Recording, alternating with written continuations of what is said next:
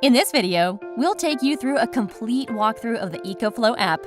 On the EcoFlow app home screen, you'll find a list of your devices. Select your device to view more information. Here, you'll find device information, including input power, output power, battery level, remaining charge, and more. When the device is being charged, the app will show the current charging status. If you're using AC power, you can view power details in real time. You can also view the status of an extra battery and smart generator when connected to a Delta Pro or Delta Max. When the battery level drops below 10%, a red battery will appear. Battery temperature is displayed to the left of the device, and the remaining battery level is displayed to the right of the device. The input indicator displays device input power, including power from each input port. If you're using solar or car inputs, you can view power details in real time. The output indicator displays device output power, including power from each port. Here, you can control settings for X-Boost, AC, 12-volt DC, and USB ports. If your device is offline, all indicators on the EcoFlow app screen will turn gray. Tap the question mark icon to identify why your device is offline. Tap the settings icon in the upper right corner to view app settings. App settings are divided into 3 categories: General, Auto Timeout, and Others.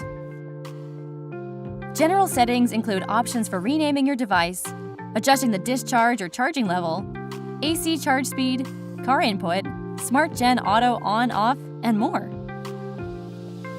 You can adjust the charging and discharging level from 0 to 30% at minimum and 50 to 100% at maximum. When the AC charge speed switch is set to Slow Custom on the unit, the charging rate will follow the value set on the app. For car input settings, set the max amperage based on your usage and the vehicle's specifications. When the EcoFlow Smart Generator is connected to the Delta Max, it will automatically start when the Delta Max battery drops below 20% and stop when it reaches 80% charge. You can also adjust these values in the app. Auto timeout settings include options for unit timeout, screen timeout, and AC timeout. Set your unit timeout to determine when the unit turns off. This will occur when the AC and DC buttons are off and the unit receives no load. Set your AC timeout to determine how long the AC outlets can remain idle before shutting off automatically. In Other settings, you can find options to upgrade your firmware, access the EcoFlow Help Center, and more.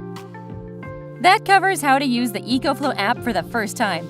Head over to the EcoFlow Support YouTube channel for more tutorial videos.